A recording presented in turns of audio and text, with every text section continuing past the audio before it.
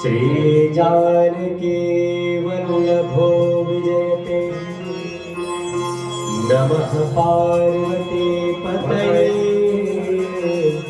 हर हर महादेव। मनोजवं मारुततुल्यवेगं जितेन्द्रियं बुद्धिमतां वरिष्ठं वातात्मजं वानरयूथमुख्यं श्रीरामदूतं शरणं प्रपद्ये। श्रीरामदूतं शरणं प्रपद्ये। माता रामो मत्पिता रामचन्द्रः स्वामी रामो मत्सखा रामचन्द्रः सर्वस्वं मे रामचन्द्रो दयालुर्नान्यं जाने नैव जाने।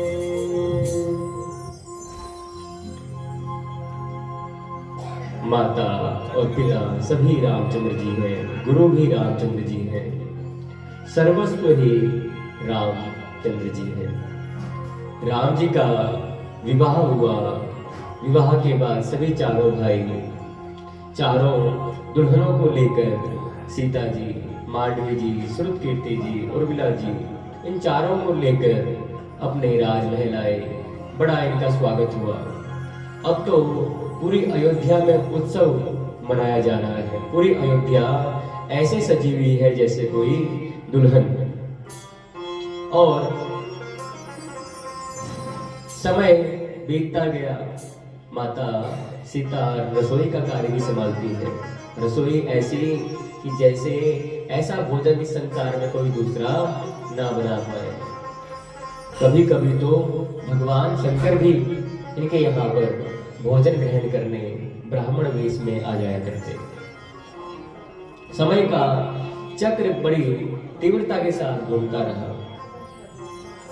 एक दिन महाराज दशरथ ने, जो कि सभा में व्यस्त थे, सुबह से लेकर शाम तक व्यस्त ही रहे और कुछ दिन तक यह क्रम चलता रहा। बहुत व्यस्त रहे इसलिए थक गए तो विश्राम करने के लिए अपने भवन की तरफ चले पड़े। भवन गए तो भवन जाके एक हाथ में दर्पण लेके खुद को देखने लग गए। खुद को देखा तो दर्पण में जब अपना मुख देखा तो उन्हें एक परिवर्तन वहां पर दिखा। परिवर्तन क्या था वो कि उनके कानों के दोनों तरफ के जो बाल होते हैं वो थोड़े थोड़े सफेद होने लगे। वृद्धावस्था का प्रारंभ हो चुका था, आगमन हो चुका था। उसको देखकर वो कुछ चिंतित से हो गए और सोचने लग गए कि जैसे वो वृद्धावस्था उनके कानों में आकर कह रही हो कि महाराज दशरथ, बहुत समय हो गया आपको महाराज, बहुत समय हो गया आपको ये जिम्मेदारियों का बोझ संभालते हुए। इनसे आप कब मुक्त होंगे? कब ये जिम्मेदारियों का बोझ आप दूसरे योग्य व्यक्ति के ऊपर डालेंगे? अब महाराज दशरथ ने सोच लिया कि मैं अपनी इन जिम्मेदारियों को अपने सबसे लाडले पुत्र, जो कि प्रजा का भी लाडला है, प्रजा भी उसे बहुत प्रेम करती है, उन राम जी के ऊपर मैं यह बोझ डालूंगा। जैसे उस जठरपन ने, उस वृद्धावस्था ने महाराज के कानों में यही समझाया। स्केल कौन सा दिया?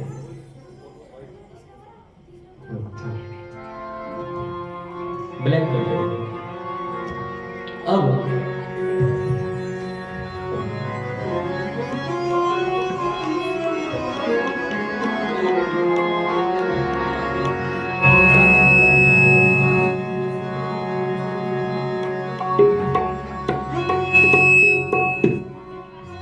राम राम मास्टर उसको हल्का कम कर दो। राम राम आवाज राम बोलिए राम राम। वो चीज तैयारी जो पहले थी डिले इफेक्ट डाल दो।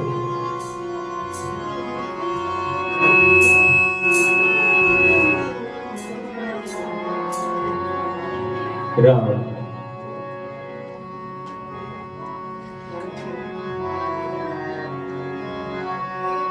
राय सुभाते मुकुर करी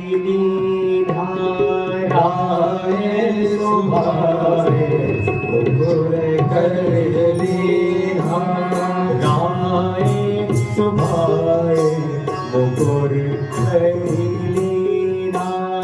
राय सुभाए मुकुर करी बदनो त्रिलोकी मुकुट समकीना बदनो त्रिलोकी मुकुट समकीना समन समीप भये सीते की सा शवन समीप भये सीते की सा मन हो जठर पर मन हो जगत पर अस उपदेशा मन हो जगत पर अस उपदेशा नृप युवराज राम कहो देहु नृप युवराज राम कहो देहु नृप युवराज राम कही देहु नृप युवराज राम कहो देहु जीवन जन्म लाहु किन लेहु जीवन जन्म लाहु किन लेहु राय सुभाए मुकुर करी राय सुभाए मुकुर करी। मन ही मन महाराज दशरथ ने निश्चय कर लिया कि पर अभी ये बात किसी से ना कही। मन में जो राम को युवराज पद देने का यह जो विचार आया है अपने मन में ही रोने रखी। क्योंकि महाराज दशरथ बिना अपने कुलगुरु बिना वशिष्ठ महाराज से पूछे बिना वो कुछ कार्य नहीं करते। वो कोई भी कार्य करने से पहले अपने गुरुदेव से आज्ञा जरूर लेते हैं, विचार करते हैं। जिस कार्य के लिए गुरु हाँ करे तभी वह कार्य किया करते हैं। तो एक दिन अवसर पाकर पहुंचे अपने गुरु के घर में और उन्हें प्रणाम किया। गुरुदेव ने आशीर्वाद दिया और कुशल क्षेम पूछी और कहा कि हे राजन, हे नरेश, कैसे आना हुआ, क्या कारण है? गुरुदेव अगर आज्ञा हो तो मैं कुछ कहूँ। हाँ कहिए महाराज, कहिए। आप कुछ भी कहेंगे तो वो प्रजा के हित में ही होगा। मुझे ये याद है कि आपका कोई भी विचार, कोई भी आपकी आज्ञा या कोई भी आप कार्य करना चाहते हो वह प्रजा के हित में ही होता है। तो गुरुदेव सुनिए, आपकी कृपा से अब तक मेरे सभी कार्य भगवान भोले भंडारी सदा निभाते रहे हैं।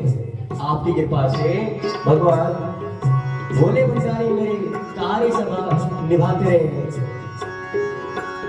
नृप कर जोरी कहे कुर्बानी, नृप कर जोरी कहे कुर्बानी, नृप कर जोरी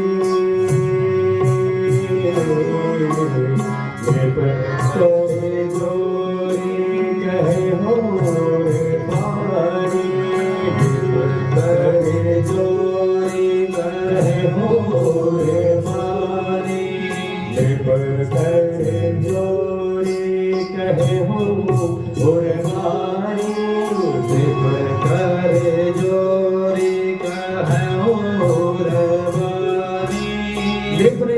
राजा ने हाथ जोड़कर अपने मन की जो वाणी थी, विचार था, उसको कहा, नृप कर जोरे कहे और मारी, नृप कर जोरे कहे और मारी, तुम्हारी कृपा आशीष नाथ, तुम्हारी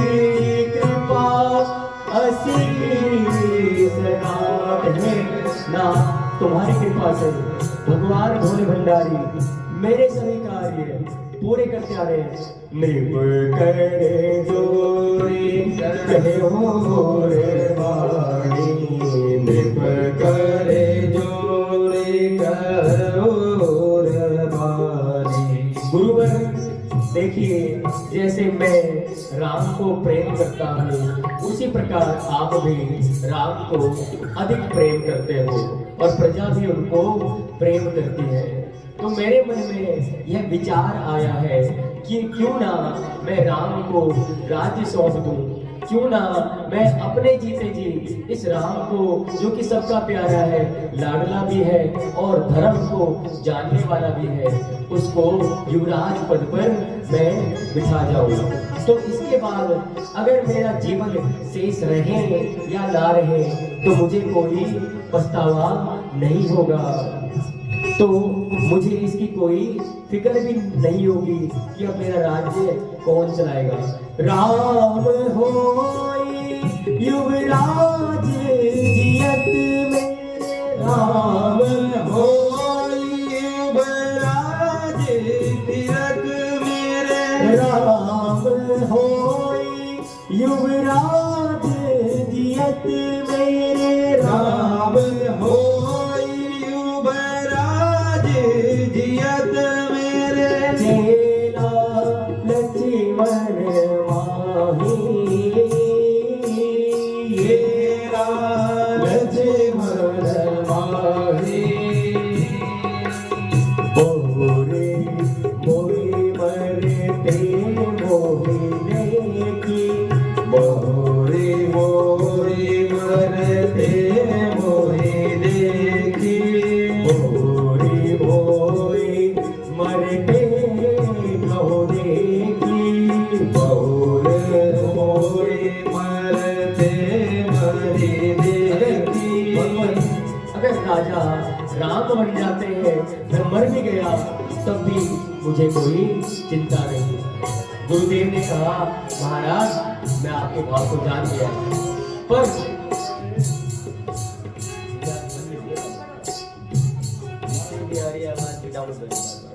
गुरुदेव महाराज के भाव को जान ले, फिर मन ही मन उन्होंने कुछ सोचा।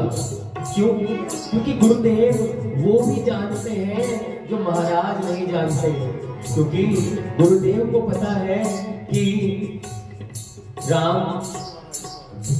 इस जो धराधाम पर क्यों अवतरित हुए हैं, उनका इस धराधाम पर आने का प्रयोजन क्या है।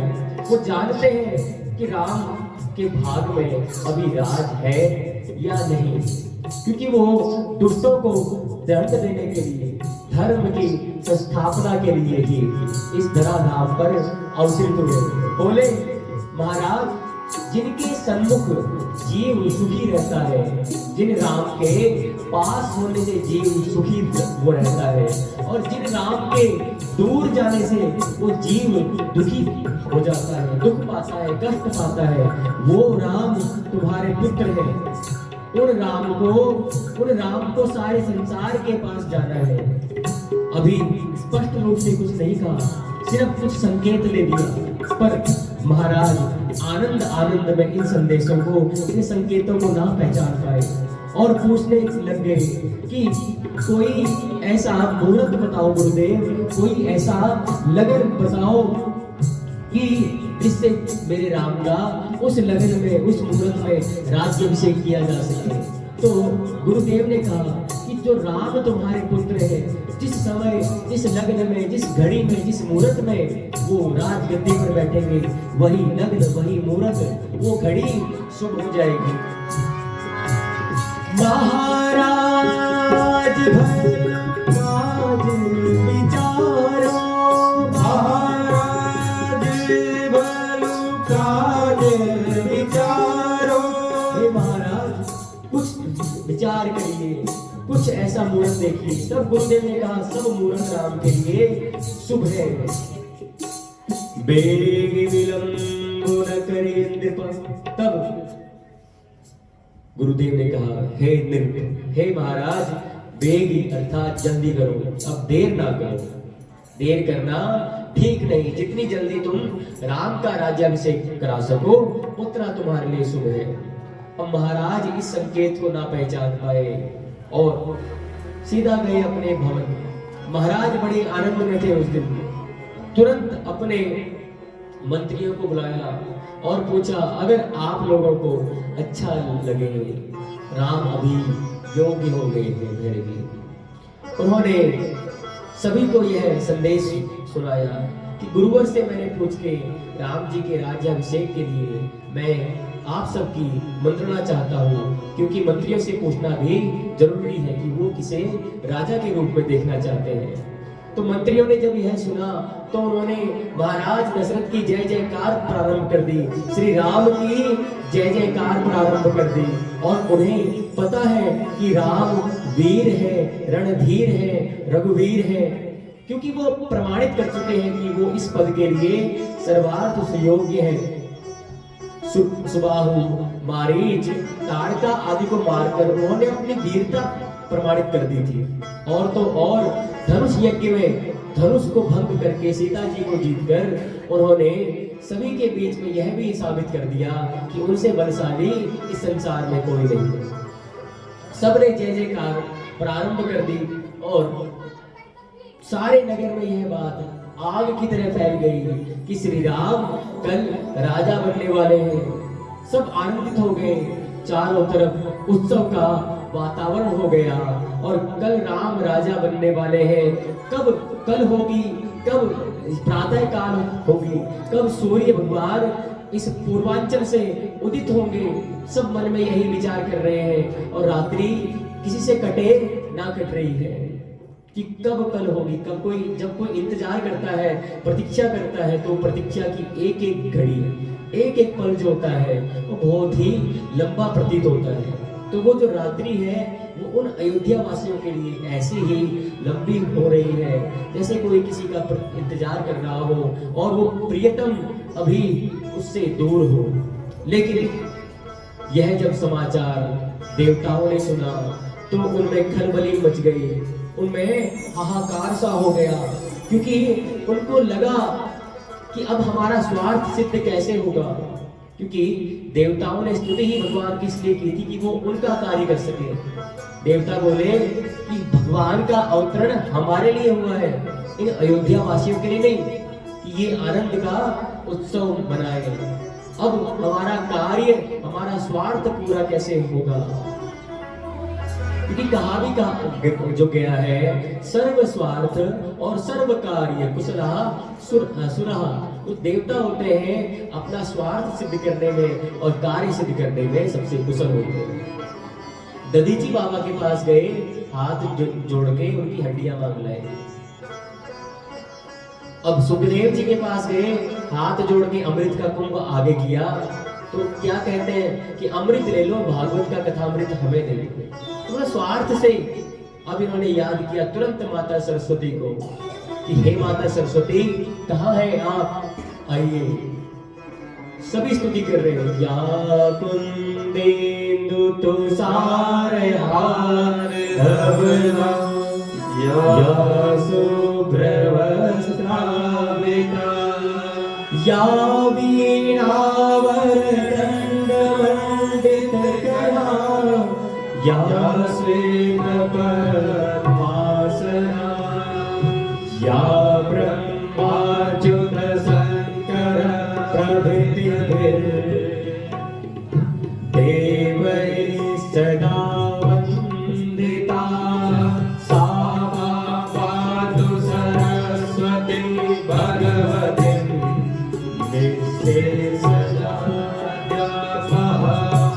सरस्वती उन देवताओं के मध्य प्रकट हुई और उनसे पूछा कि देवताओं क्यों स्मरण किया है हमारा। तो देवताओं ने कहा कि माँ, राम कल राजा बनने वाले हैं। तो माँ ने कहा कि ये तो अत्यंत प्रसन्नता की बात है, इसमें दुखी होने की क्या बात है। तो देवता बोले नहीं माँ, अगर देवता बोले नहीं माता, अगर राम राजा बन गए, गद्दी में वो बैठ गए तो वन में कौन जाएगा, और अगर राम वन में ना गए तो हमारा कार्य सिद्ध कैसे होगा। कुछ करिए माँ, कुछ करिए। माता सरस्वती ने मन ही मन सोचा कि ये देवता कितने स्वार्थी हैं। प्रभु ने अवतार ग्रहण किया है, अब ये उनके भी दुख की सोच रहे हैं कि उनको कष्ट कैसे मिले। अवध के वासी सुखी हो रहे हैं, इनसे उनका सुख भी नहीं देखा जा रहा। मन ही मन विचार कर रही है और विचार करते करते वो अयोध्या की तरफ चल पड़ी। अब अयोध्या की तरफ चली और अब विचार कर रही है कि यहाँ पर जो वातावरण बना हुआ उत्सव का, इन सब में से किसकी बुद्धि को मैं भ्रष्ट करूं। अब यहाँ वहां देख रही थी कि उनकी दृष्टि महारानी कैकेयी के महल की तरफ पड़ी।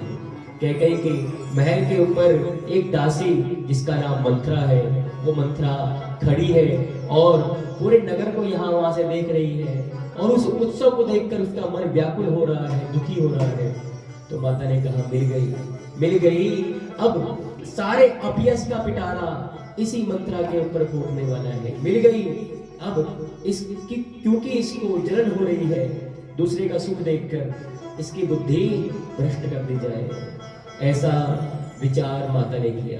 राग शिवरंजनी कर दो। अब माता ने ऐसा विचार किया और उसके बाद उस मंत्रा की जो कि कुबड़ी है उसकी बुद्धि भ्रष्ट कर दी। वो मंत्रा है कौन? नाम मंथरा मंदमती चेरी के नाम मंथरा मंदमती, चेरी है किसकी? केकई की। जैसे पेटारी ताहि करी गई मती फेर, कर गई मती फेर। उसके ऊपर अपजस का सारा पिटारा फोड़ दिया। क्योंकि जब जिसको अपयश लगना होता है, विधाता कुछ ऐसा करते हैं, कुछ ऐसा संयोग रचते हैं कि अगर वो कुछ कार्य ना भी करने वाला हो, ना भी किया हो, उसके सर पे अपयश फूट जाता है। ये कहीं ना कहीं हमारे पिछले कुछ कर्मों का फल होता है या कुछ ऐसी लीला घटनी होती है कि जिससे उस स्थान का नाश सुनिश्चित हो जाता है। तो अब मंत्रा के मन में भी यही विचार डाल दिया गया। मंत्रा कौन है? वास्तव में मंत्रा वह है जो दूसरों के बीच कलह लगाने का काम करे। वास्तव में मंत्रा कौन है? जो घर को फोड़ने का काम करे। वास्तव में मंत्रा कौन है? जो किसी के परिवार को देखकर, किसी के सुख को देखकर उनके परिवार में यहाँ वहाँ की बात करने वाली बनी, वही मंत्रा है।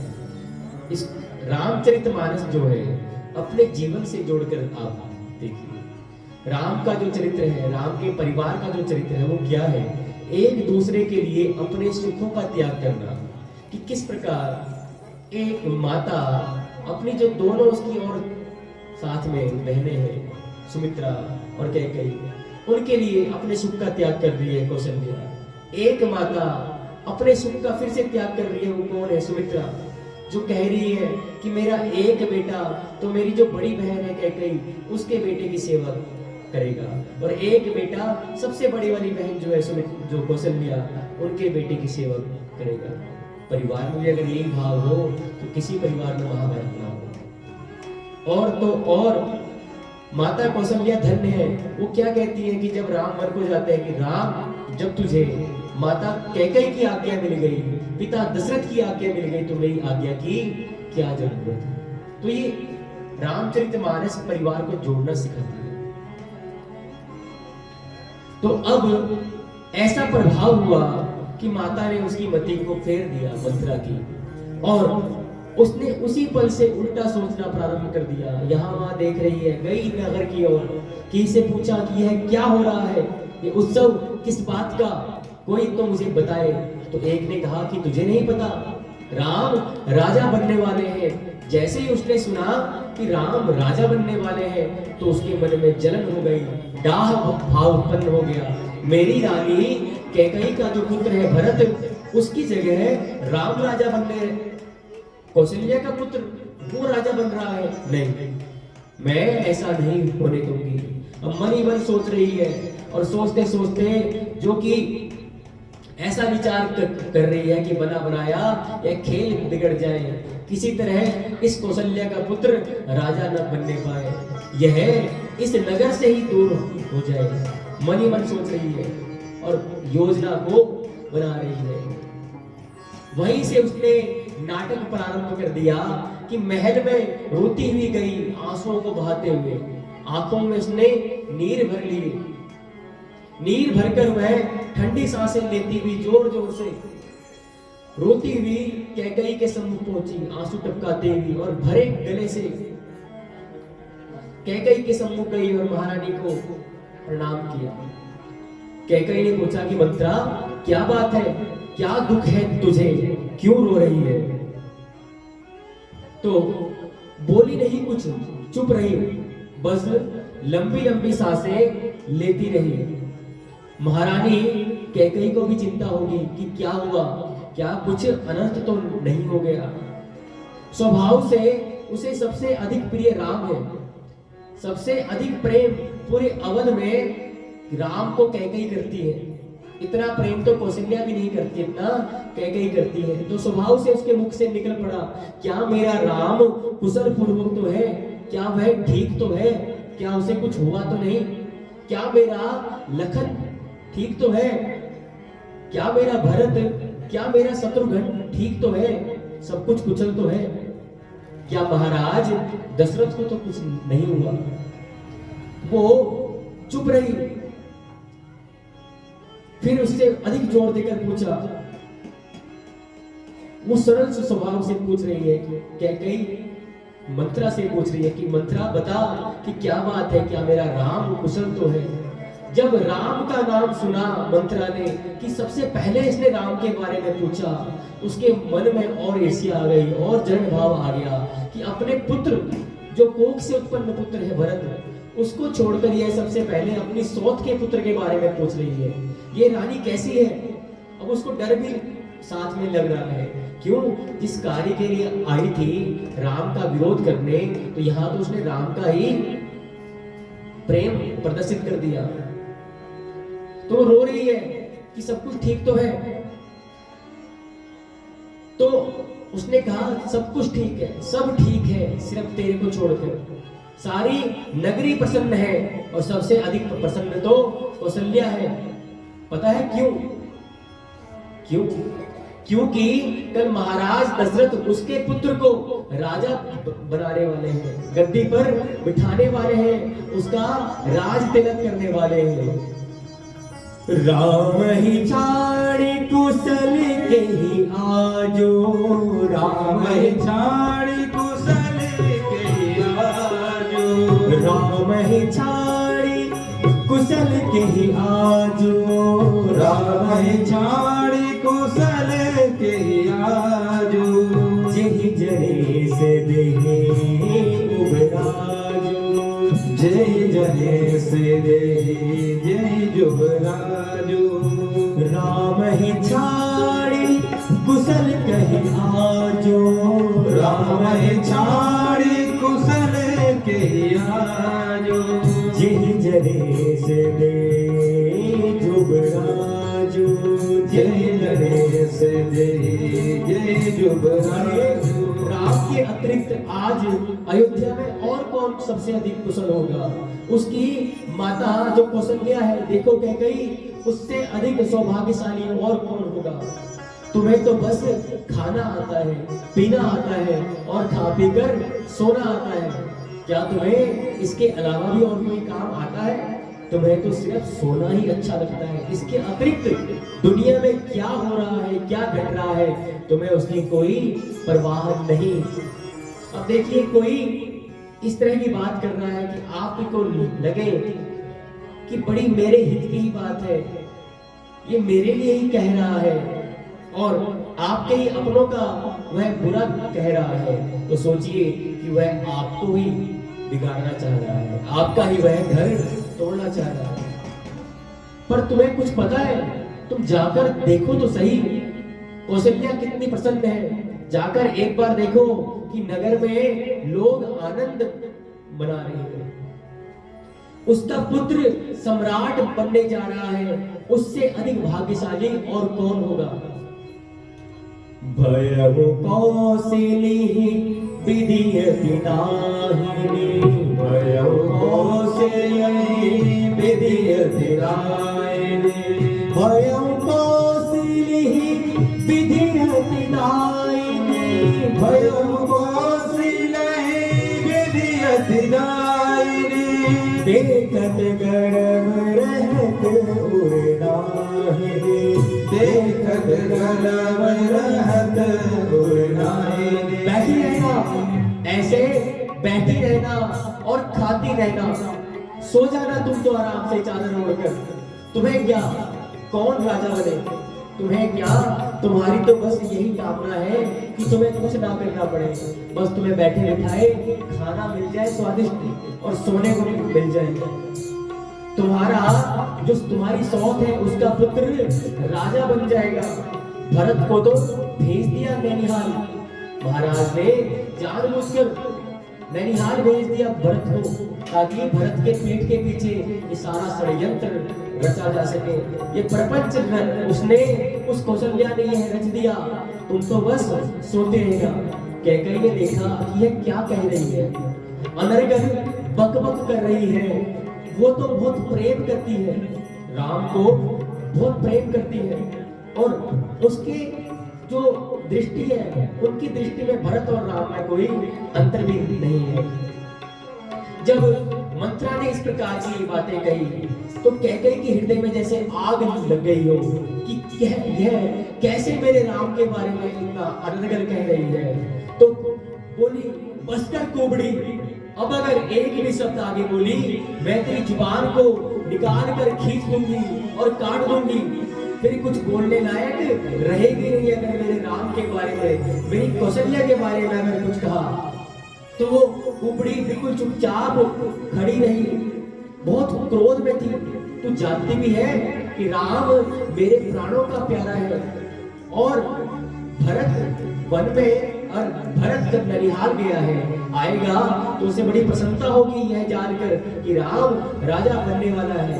अरे कौशल्या तो मुझको और भरत को और राम को इतना प्रेम करती है, तो उसके लिए इतने अपशब्द प्रयोग कर रही है, तुझे लाज नहीं आती।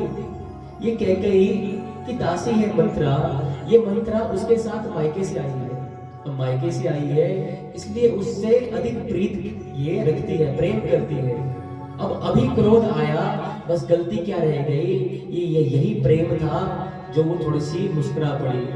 बोली, मंत्रा तुझे पता भी है कि कौशल्या मुझसे कितना प्रेम करती है, मैं राम को कितना प्रेम करती हूँ, और राम तो इतना अधिक मुझसे स्नेह करता है कि अपनी माता से ज्यादा सम्मान वो मेरा करता है, अपनी माता से ज्यादा प्रेम वो मुझे करता है, मेरा भी। अब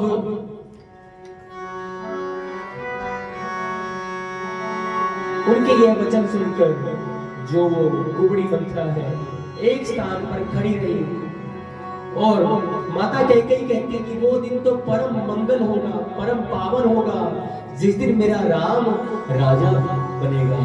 वो घड़ी बड़ी ही निर्मल होगी, और तो और अयोध्या का जो ये राज सिंहासन है वो भी पवित्र हो जाएगा जिस दिन मेरे राम को राजा बना जाएगा। सुदिन सुमंगल दायक सोई, सुदिन सुमंगल दायक सोई, सुदिन सुमंगल दायक सोए, सुदिन सुमंगल दायक सोई।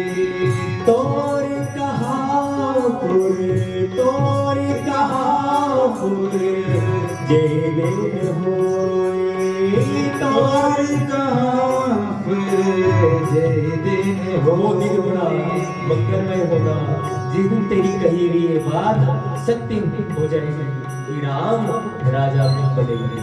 अरे ये तो रीत होती है कि बड़ा भाई स्वामी होता है, बड़ा भाई स्वामी होता है और छोटा भाई उसका सेवक होता है। और रघुकुल की तो यही रीत है कि बड़ा भाई आसन पर बैठता है और छोटे उसका अनुगमन करते हैं, उसके मार्ग पर चलते हैं।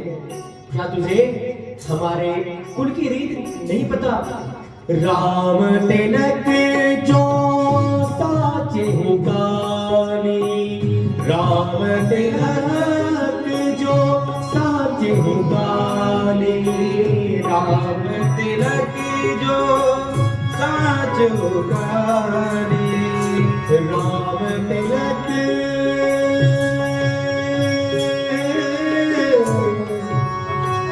राम तिलक जो साच हुकानी, राम तिलक जो साच हुकानी।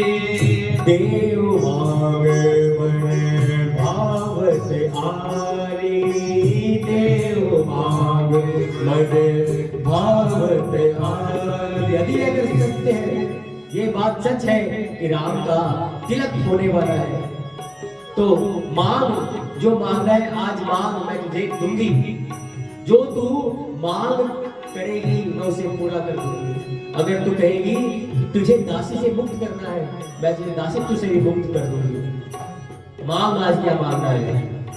और उसके बाद कैकेयी माता कहती है, प्राण ते अधिक राम प्रिय मोरे, प्राण ते अधिक राम प्रिय मोरे, दिन के तिलक छोड़ दोरे, दिन के तिलक छोड़ कस तोरे। सच्चाई कह दी माता कैकेयी ने कि राम तो मुझे प्राणों से प्रिय है, क्योंकि ये वास्तविकता है। जितना प्रेम माता कैकेयी करती है कोई अन्य दूसरा उतना प्रेम उन्हें नहीं करता। इस आनंद के समय में तू ऐसी बातें कह रही है, पर क्यों? कोई तो बात होगी ऐसी, तू सत्य कहे मुझे, ऐसी छल कपट वाली बातें मत कहे। पर मंत्रा ने फिर से नाटक प्रारंभ कर दिया। वह मौन रही, चुप रही, फिर दोबारा पूछा तो बोली कि महारानी, मैं तो इसलिए चुप हूँ कि तुमने कहा कि अगर फिर से बोली तो मैं जीभ खींच लूंगी। पर महारानी, अगर आपकी आज्ञा है तो मैं तो यही कह रही हूँ, जो मैंने पहले कहा वो ही सत्य है, उस पर मुझे कोई भी संदेह नहीं है। तब कैकेयी का मन डोला और फिर बोली, तू बता मंत्रा कि कहना क्या चाहती है? तब बोली वो कुबड़ा, वो मंत्रा बोली कि वो अयोध्या की 7.5 बोली। वो जो मंत्रा है अब अयोध्या के ऊपर 7.5 बनने जा रही है। वचनों का उसने कैकेयी के हृदय पर ऐसा प्रहार किया, ऐसा तीर मारा कि वो तीर कैकेयी के हृदय के आर पार हो गया। आप सही कह दिए महारानी, मैं मानती हूँ और मैं जानती हूँ कि राम आपके प्राणों से भी अधिक प्रिय है, और राम भी आपको सबसे अधिक स्नेह करते हैं, सबसे अधिक सम्मान करते हैं। कौशल्या भी आपको अधिक प्रेम करती है, आपको वो लाड करती है। पर महारानी, तुमने वो तो कहावत सुनी होगी ना कि जब समय बदलता है, जब समय का चक्र घूमता है, तो अच्छे से अच्छे जो मित्र होते हैं उनके बीच का भी प्रेम शत्रुता में बदल जाता है। महारानी, तुम्हें तो पता ही होगा कि जो कमल का फूल सूर्य के प्रकाश से खिलता है, अगर वही कमल का फूल तो सूर्य के प्रकाश में खिल रहा है, अगर सूर्य का प्रकाश अधिक हो जाए और जल ना हो तो वही उस प्रकाश, वही किरणें उस कमल को जला देती है।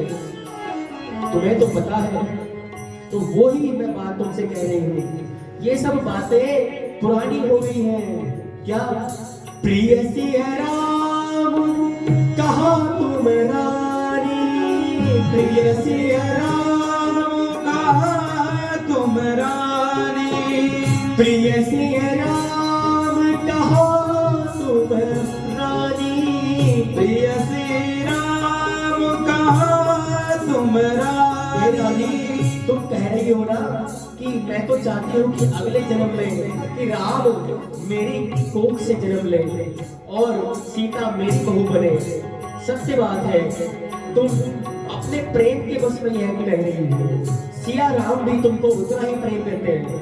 प्रिय सिया राम कहा तुम रानी, प्रिय श्री राम कहा तुम रानी, राम है तुम सो पूरी बानी, राम तुम सो पूरी बानी।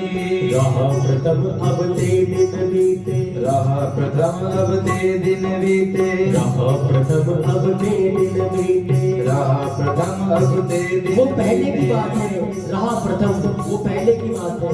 अब तो दिन बीते, रहा प्रथम अब ते दिन बीते, रहा प्रथम अब ते दिन बीते। समय फिरो रिपु होए प्रीते, समय फिरे रिपु होए प्रीते। वो महाराज दशरथ जो तुम्हें प्रेम करते थे ना, अब वो तुम्हारे विपरीत हो गए हैं। तुम्हें नहीं पता कि महारानी इस रात में भीतर ही भीतर महल के भीतर क्या षड्यंत्र रच दिया गया है। उस कौशल्या ने महाराज के साथ मिलकर क्या प्रपंच रच डाला। तुम्हें कुछ नहीं पता मेरी भोली भाली रानी, तू तो बड़ी भोली है। तेरा हृदय कुछ नहीं जानता छल कपट को। दूसरे को अगर आपने कहते हैं ना, अगर झाड़ के ऊपर डालना हो, उसको उसके ऊपर बिठाना हो तो क्या करो, उसको बोलो कि तू तो मन की साफ है, तेरे जैसा कोई और नहीं, मेरी बातें ही ठीक है। तो क्या होगा, उन बातों को सत्य मानेगा। होता भी यही है। हम अगर किसी को भड़काना चाहें तो सबसे पहले कहेंगे आप मन के साफ हो, आप जो करते हो सही करते हो, पर जो सामने वाला है वही बुरा है, वही आपके लिए ऐसे ऐसे वचन प्रयोग करता है। तो तू तो मन की भोली है, इसलिए तुझे कुछ नहीं पता कि उस कौशल्या ने महाराज के साथ महल में क्या प्रपंच रच दिया है। तुम दिन रात जिन पर प्रेम न्योछावर करती हो, अब वो सब कुछ बदल गया है। मैं तो तुम्हें सावधान करना चाहती हूँ। यदि राम कल राजगद्दी पर बैठ गए तो समझ लेना कि तुम्हारे जीवन में विपत्ति का बीज बो दिया गया है। राम ही तिलक कली जो भयहु, राम ही तिलक कली जो भयहु। तुम कहो विधि विधि जय विधि भयहु, तुम कहो विपत्ति बीज विधि भयहु। तुम्हें ऐसा निकाल के फेंकेंगे। अगर राम का तिलक हो गया तो ये सोचो कि मुश्किल जो समय है उसका बीज तुमने बो दिया है। तुम्हें तो वो राजा बनते ही ऐसे निकाल कर फेंकेंगे कि जैसे दूध में से मक्खी तब रोते हैं ना।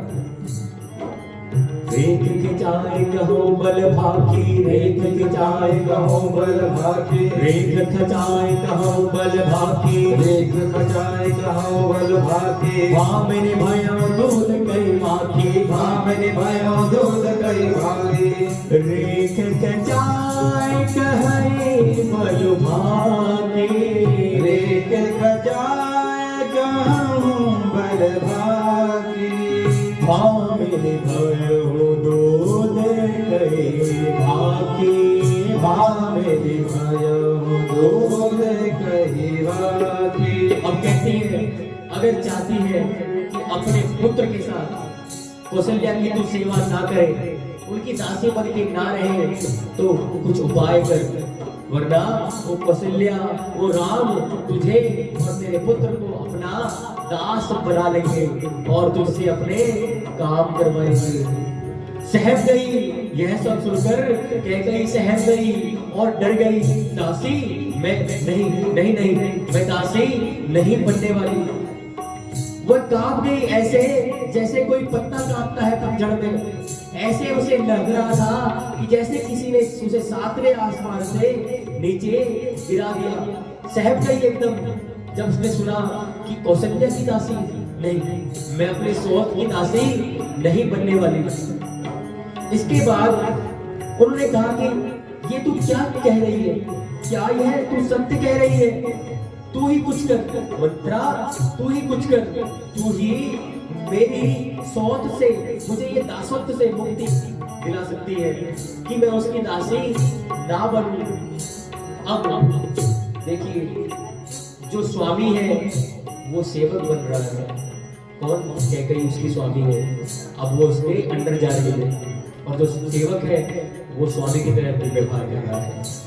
जो चेली है वो गुरु बन रही है। चेली कौन है? मंत्रा। और गुरु कौन है? कैकेयी। क्योंकि गुरु का काम क्या होता है? आदेश देना। अब उस मंत्रा को अब अपना गुरु धारण कर लिया है कैकेयी ने। गुरु कौन होता है? जो आपको ज्ञान दे। गुरु शब्द दो अक्षरों से मिलकर बना है, गुरु प्लस रू, जो अंधकार से प्रकाश की तरफ ले जाए। पर यहाँ पर विपरीत गुरु बन रहा है जो आपको प्रकाश से अंधकार की तरफ लेके जा रहा है। बता, जो तू कहेगी मैं वो करूंगी। अब देखिए जो उनकी मति बन रही है वो क्या बन रही है। वो कह रही है अगर तू कहेगी तो मैं कुएं में भी कूद जाऊंगी। तू कहेगी मैं अपने पुत्र का भी त्याग कर दूंगी। तू कहेगी मैं अपने पति का विनाश कर दूंगी। अगर तू कहेगी मैं अपने घर को तोड़ फोड़ के रख दूंगी। तो बता मुझे क्या करना है। ये कैकेयी के वचन है। तू कहे तो मैं अपने घर को उजाड़ने के लिए भी तैयार हूं। तू कहे तो सही। अब मंत्रा मन ही मन मुस्काई। उसे लग रहा है कि उसका षड्यंत्र काम कर रहा है। उसका फेंका हुआ जाल कैकेयी को जकड़ रहा है। होता भी यही है, जब कोई भड़काता है हम अपने घर का ही नाश करने लगते हैं। हमें लगता है कि हमारे घर के लोग अप्रिय हैं, हम उनका विरोध करने लग जाते हैं। यही यहाँ पर अब कैकेयी कह रही है कि तू कहेगी तो मैं अपने घर को भी उजाड़ दूंगी, पति को त्याग दूंगी, पुत्र को त्याग दूंगी, पर मैं दासत्व स्वीकार नहीं करने वाली। अब मंत्रा को लगा कि उसके कपट की जो छुरी है वो और पैनी हो गई है। अब वो समय आ गया है जब मैं अपने मन की करूंगी, अपने मन की बात बोलूंगी। तब वो बोली, कौन? कैकेयी। मंत्रा तू बता, तू कहे तो मैं अभी अपने मायके चली जाती हूँ सब कुछ छोड़कर, पर मैं दासत्व स्वीकार नहीं करूंगी। मंत्रा बोली, अरे मायके जाने की तुझे कोई भी जरूरत नहीं है। मायके तो वो जाके रहता है जो सब और से हार चुका हो और जिसका अपमान हो। और मायके में रहेगी तो तेरा भी अपमान, तेरे घर वालों का भी अपमान। मायके में जाके तब रहना जब तेरे घर में कुछ ना बचे। अभी तो सब कुछ है, पति है, पुत्र है, परिवार है, तो रह ले। मायके रहेगी तो तेरा भी अपमान है, तेरे मायके वालों का भी अपमान है। तुझे जाने की जरूरत नहीं है। जरा विचार कर, तू मांग आज महाराज से। तूने देवासुर संग्राम के समय महाराज की सहायता की थी। उनसे 2 वचन उन्होंने कहे थे कि मैं तुझे दूंगा। आज समय है दरबार, आज समय है उन 2 वचनों को मांगो।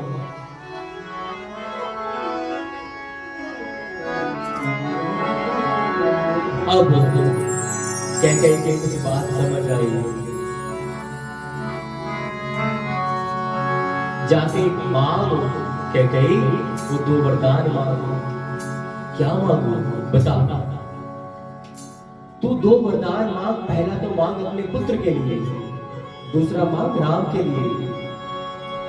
2 वरदान भूप सन थाते, 2 वरदान भूप सन थाते, 2 वरदान भूप सन थाते। मांगहु आज जुड़ा वही छाते, मांगहु आज जोड़ा वही छाते। मांगहु आज जुड़ा वही छाते। मांगहु आज जोड़ा वही छाते। पर मांगना कब? पहले कुछ मांगना कब? जब महाराज राम की सौगंध खाए तभी अपना मुख खोलना, उससे पहले नहीं।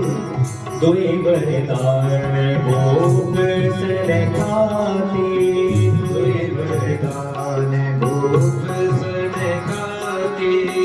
मांगहु आज जुड़ा खाते। मांगहु आज जोड़ा वही छाते। अयोध्या में ऐसे लग रहा है कि जैसे राहु की मानसा, शनि की मानसा वो चल रही हो, वो मंत्रा ना हो, जैसे शनि महाराज की दशा बोल रही हो। सुतहि राजो राम ही बनवासो, सुतहि राजो राम ही बनवासो, सुतहि राज राम ही बनवासो, सुतहि राज राम हरे बनवासु। देहो लेहो सब सबति भुलासो, देव देहो सब सबत भुलासी। भूपति राम, भूपति राम शपथ जब करे, भूपति राम शपथ जब करहि। तब मांगे हो यही वचन करे, तब मांगे हो यही वचन करे। 2 वरदान भूप करताते, 2 वरदान भूप सरताते। तब मांगना जब भूपति, जब नरेश, जब महाराज दशरथ राम की सौगंध खाए, क्योंकि राम उन्हें सबसे अधिक प्रिय है। और राम की सौगंध खाने के बाद वो अपने वचन से डरेंगे नहीं, पूरी तैयार से तैयार रहना।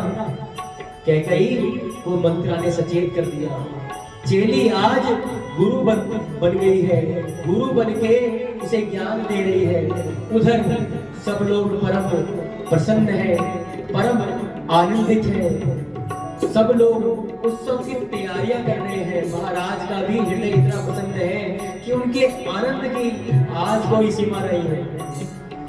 राम राम जय सीताराम, राम राम जय सीताराम। राम राम जय सीताराम, राम राम जय सीताराम। राम राम जय सीताराम, राम राम जय सीताराम। भवत्या नाम द्वारेणा राम भवन्ति सर्वत्र। जो होनी है वह तो होके रहती है। काल ने दशरथ जी के पांव उस तरफ मोड़ दिए जिस तरफ कैकेयी का भवन था। दशरथ जी सोच रहे हैं कि यह जो समाचार है सबसे पहले तीनों में से किसको सुनाऊं, कैकेयी को, सुमित्रा को या कौशल्या को। परंतु होनी ने, काल ने महाराज दशरथ के चरण कैकेयी के भवन की तरफ मोड़ दिए। अब मारवा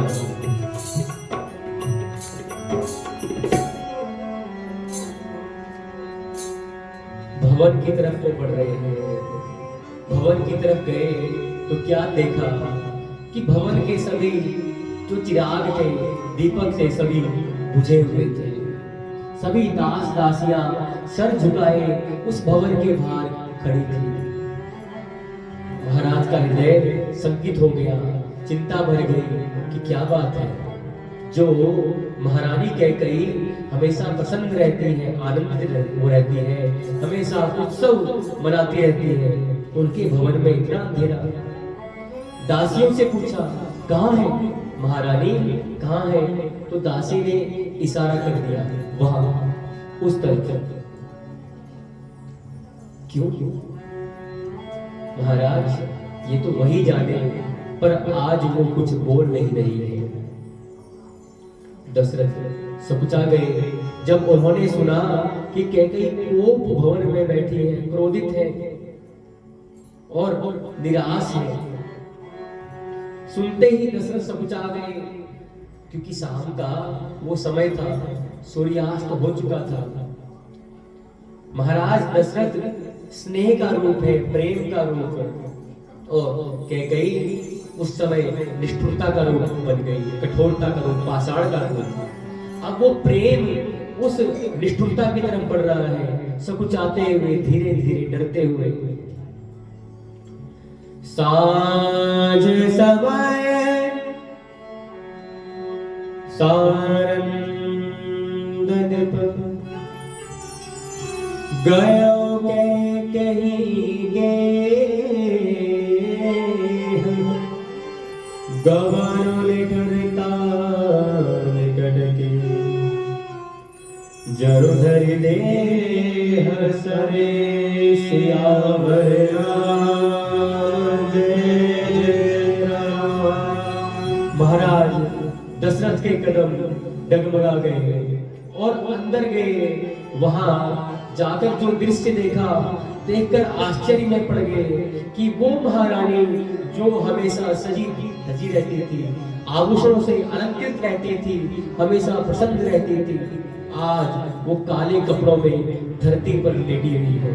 बाल खुले हुए हैं, शरीर पर कोई भी आभूषण नहीं है और क्रोध से उनके नेत्र लाल हो रहे हैं।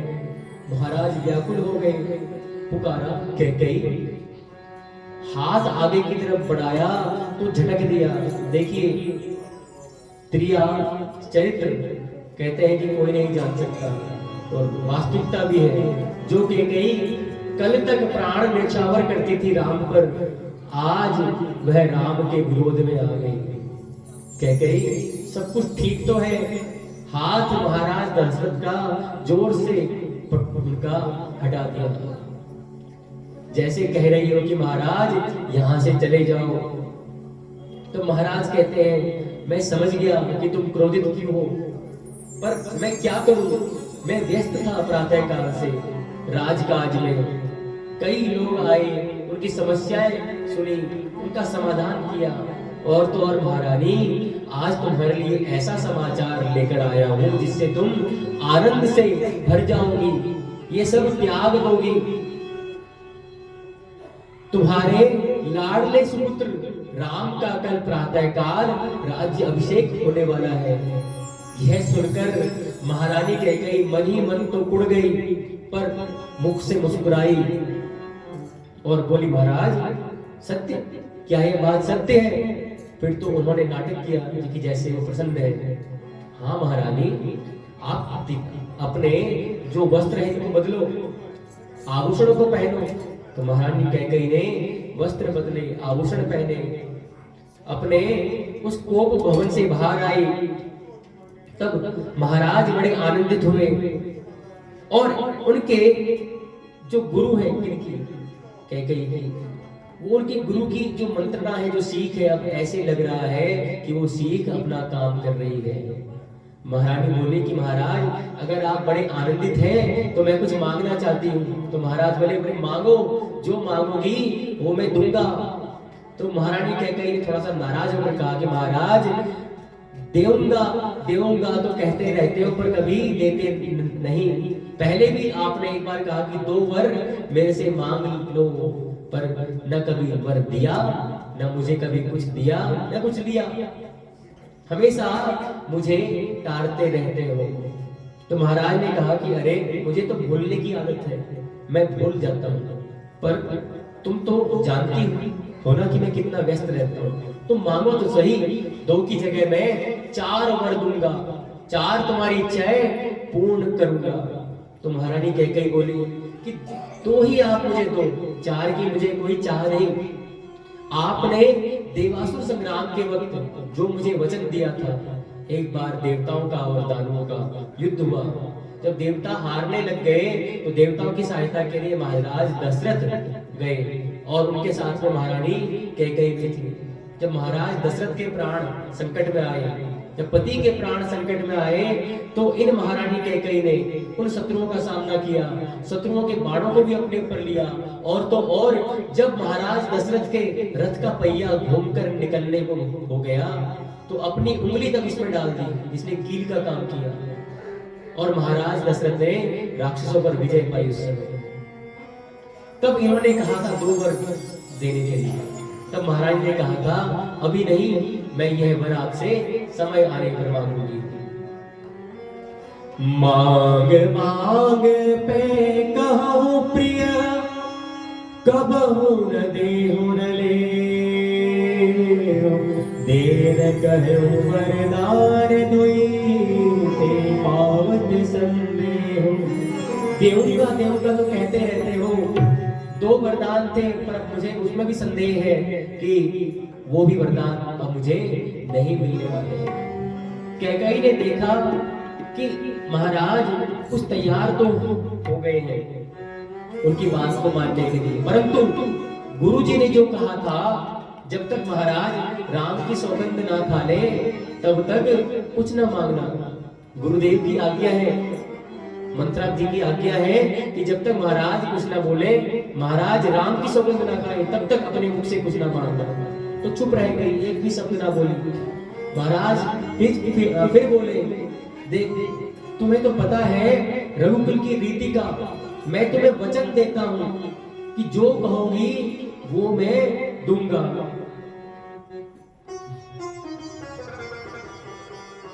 और जो तुम ये झूठे मुझे दोष दे रही हो कि महाराज आप ना वचन पूर्ण नहीं करते, तो ये दोष हमको मत दो, 2 की जगह 4 मांग लो।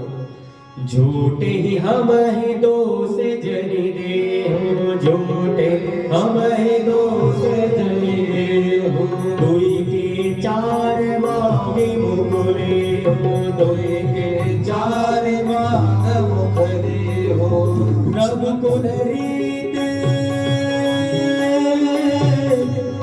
सदा चली आई, रघुकुल रीत सदा चली आई, प्राण जाए पर वचन न जाए, प्राण जाए पर वचन न जाए। रघुकुल रीत सदा चली आई, प्राण जाए पर वचन न जाए, प्राण जाए पर वचन न जाए। कैकेयी मैं वचन देता हूँ, जो कहोगी वो मैं मानूंगा। कहोगी कि देवताओं को जीतना है तो देवताओं को जीत के लाऊंगा, जो संसार में पदार्थ उपलब्ध हो वो भी लाऊंगा, जो स्वर्ग में हो वह भी मैं लाऊंगा। कहे तो सही एक बार, पर कैकेयी कुछ ना बोले। जब अधिक जोर दिया और महाराज ने कहा कि वचन देता हूँ, तब कैकेयी बोली कि महाराज आपको सबसे अधिक प्रिय कौन है? तो महाराज बोले कि कैकेयी ये भी कोई पूछने वाली बात है, जो तुम्हारे सबसे अधिक प्रिय है, जिनको तुम सबसे अधिक स्नेह करती हो, मैं भी उन्हें सबसे अधिक प्रिय मानता हूँ। सबसे ज्यादा मेरा लाडला, मेरा अपना, मेरा राम है, उससे ज्यादा प्यारा मुझे कुछ नहीं। तो महाराज खाओ, उन्हीं राम की आप सौगंध खाओ। जरा सा भी कैकेयी सच्चाई नहीं है बोलते हुए कि वह क्या बोल रही है। खाओ महाराज, उन्हीं राम की आप सौगंध खाओ कि जो मैं मांगूंगी वो दोगे। एक पल तो महाराज थोड़ा सा सकुचाए, पर आनंद में थे अपने पुत्र के कि पुत्र राजा बनने वाला है। तो कह दिया, मांग, मैं राम की सौगंध खाता हूँ, जो मांगेगी वो मैं दूंगा, जो चाहेगी वो मैं दूंगा। 2 की जगह 4 मांग मैं दूंगा। पर मांग तो सही। तेरी पर राम शपथ करी माई, तेरी पर राम शपथ करी आई, तेरी पर राम शपथ करी माई, तेरी पर राम शपथ करी आई। सुकृत स्नेह अवध रघुराई, सुकृत स्नेह अवध रघुराई, सुकृत स्नेह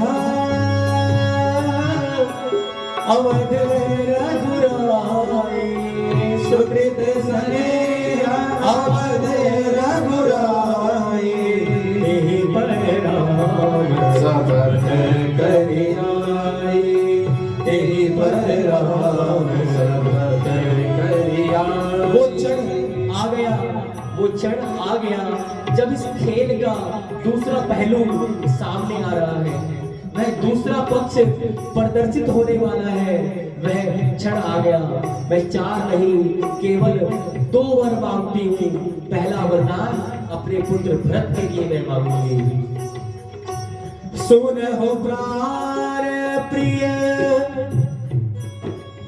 सुनहो प्राण प्रिय भावत जी का, सुनहो प्राण प्रिय भावत जी का, सुनहो प्राण प्रिय भावत जी का, सुनो प्राण प्रिय भावत जी। सुनो मेरे प्राण प्रिय, सुनो मेरी बात सुनो।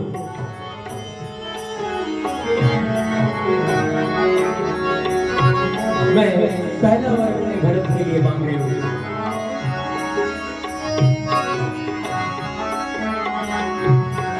सुनो प्राण प्रिय भावत जी का, सुनो प्राण प्रिय भावत जी का, देहु एक बर भरत जी का, देव एक बर भरत जी का। पहले प्रकार में मैं अपने भरत के लिए राम की जगह राम के स्थान पर तिलक मांगती हूँ कि मेरे भरत का राज्याभिषेक किया जाए, उसको युवराज पद दिया जाए और उसी को राजा बनाया जाए। मैं यह अपना पहला वर मांगती हूँ। जैसे ही यह सुना तो महाराज दशरथ थोड़ा सा अंदर से दुखी हो गए, अधिक नहीं थोड़ा। तो वो कहते हैं कि मेरे तो दोनों ही प्रिय हैं, क्या मेरे लिए राम क्या भरत, दोनों ही मेरी आंखों के तारे हैं। अगर तू कह रही है कि राम के स्थान पर भरत को टीका तो कोई बात नहीं, कल ही मैं उसको बुला दूंगा। सुनहो प्राण प्रिय भावत जी का, सुनो प्राण प्रिय भावत जी का, देहु एक बर भरत जी का, देव एक बर भरत जी का, देहु एक बर भरत जी का, देव एक बर भरत जी का। तापस वेश विशेष उदासी, तापस वेश विशेष उदासी, तापस वेश विशेष उदासी, तापस वेश विशेष उदासी। 14 बरस राम बनवासी, 14 बरस राम बनवासी, तापस वेश विशेष उदासी, तापस वेश विशेष उदासी। 14 बरस 14 बरस राम बनवासी, 14 बरस राम बनवासी। महाराज दशरथ कैकेयी का यह वचन यह वरदान सुनकर जैसे एकदम से नीचे धरा पर गिर पड़े। ऐसे हुआ जैसे कोई खिलखिलाता हुआ ऊंचा वृक्ष हो, उस पर एकदम से आसमान से बिजली गिर जाए और जलता हुआ है धरती पर गिर जाए। वैसे महाराज दशरथ अपने हाथों को अपने मुख को छुपाते हुए नीचे बैठ गए, आंखें बंद कर ली। उन्हें कुछ समझ नहीं आ रहा था। ऐसे लग रहा था कि जैसे उनके हृदय पर किसी ने वज्राघात कर दिया हो।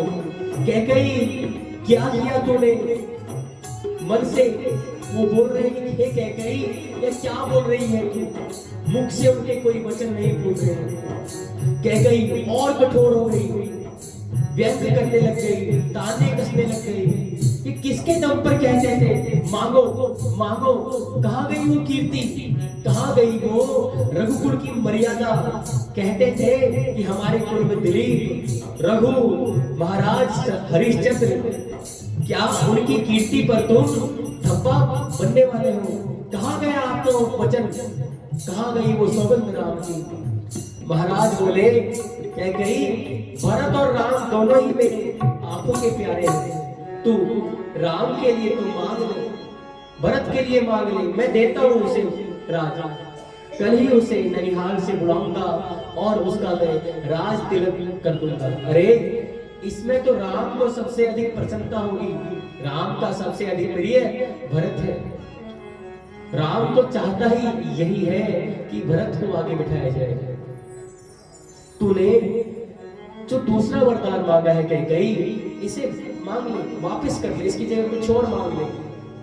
क्या तुझे नहीं पता कि राम के बिना मेरी दशा क्या हो जाएगी? तूने कुछ भी नहीं सोचा मेरे लिए कि मैं राम के बिना नहीं रह सकता, मैं जी नहीं सकता। कैकेयी, मर जाऊंगा मैं अगर राम मेरे से दूर हो गए। कोई और वर मांग ले, नहीं तो तू समझ ले कि हो सकता है कि जल के बिना मीन अर्थात मछली रह सके, हो सकता है कि मणि के बिना सांप भी रह सके, पर राम के बिना मैं नहीं रह सकता। मांग ले, कुछ और मांग ले। राम को वनवास मत भेज। मेरा जीवन देख, मेरा जीवन राम के अधीन है। राम है तो मैं हूं और राम नहीं तो मैं भी नहीं। मांग कैकेयी, कुछ और मांग ले, मेरे राम को मुझसे दूर मत कर, मर जाऊंगा मैं। पर कैकेयी की जैसे सिर पर चोट ना पड़ी, उसको कोई प्रभाव ना पड़ा कि महाराज कैसे अचेत हो रहे हैं, रो रहे हैं। जिए मीन परो पार बिहीना, जिए मीन पर पार बिहीना, बड़ी बिनु फनेक जिए दुखहीना, बड़ी बिनु फनेक जिए दुख दीना। कहूँ सुभावना छल मन माही, कहूँ सुभावना छल मन माही। कैकेयी, मेरे मन में कोई छल नहीं, कुछ और मांग ले। कहूँ सुभावना छल मन माही, कहूँ सुभावना छल मन माही। जीवन मोर राम बिनु नाहि, जीवन मोर राम बिनु नाहि। समझि देख जिय प्रिया प्रवीणा, समुझ देख जिय प्रिया प्रवीणा। जीवन राम, जीवन राम दरस आधीना, जीवन राम दरस आधीना। मेरा जीवन राम के दर्शन के अधीन है। मुझे राम नहीं दिखेगा तो मैं प्राण त्याग दूंगा। कैकेयी, ऐसी अनर्थ बातें मत कर। पति हूं तेरा, आज तेरे में चरण पकड़ता हूं। ऐसा कहकर महाराज दशरथ कैकेयी के चरणों में गिर पड़े, अपना मस्तक रख दिया। कैकेयी, राम को मुझसे दूर मत कर। कैकेयी ने पीछे अपना पैर खींचते हुए महाराज को पटकते हुए जोर से बोली, या तो हाँ कहिए या ना कहिए, या तो राम को वन भेजिए प्रातःकाल, नहीं तो मैं अपने प्राणों को त्याग दूंगी और आपका अपयश होगा। होत प्रात मुनि पेश धरी, जोन राम बर जाय। मोर बरनो राउर अजस, नृप समुझे मन आय। विवश हो गए महाराज, ये साक्षात मृत्यु रूप में है। तू कह गई अपना वचन वापस नहीं लेना चाहती। महाराज मूर्छित हो गए, अचेत हो रहे हैं और मूर्छित होते होते कह रहे हैं, ये सब मेरे पापों का परिणाम है, यह सब मेरे कर्मों का फल है कि जो आज लेके गई मृत्यु रूप में मेरे सामने खड़ी है। मेरे भरत को तो स्वप्न में भी राजगद्दी का लोभ नहीं, राम भी एक दिन लौट आएंगे, सब एक दिन ठीक होगा, पर मैं नहीं। कह गई तू पछताएगी, कह गई ये कलंक तेरे माथे से नहीं मिटने वाला, सब ठीक हो जाएगा। पर ना कह गई मैं रहूंगा, ना तेरे सर से ये कलंक दूर होगा। तूने आज मुझसे मेरे प्राण मांग लिए, जा दूर दूर हो जा मेरी नजरों से। आज से मैं तेरा मुख नहीं देखूंगा, मैं तेरा त्याग करता हूँ। ऐसा कहकर महाराज दशरथ भूमि पर गिर पड़े, बार बार मुख से राम राम राम कह रहे हैं। राम राम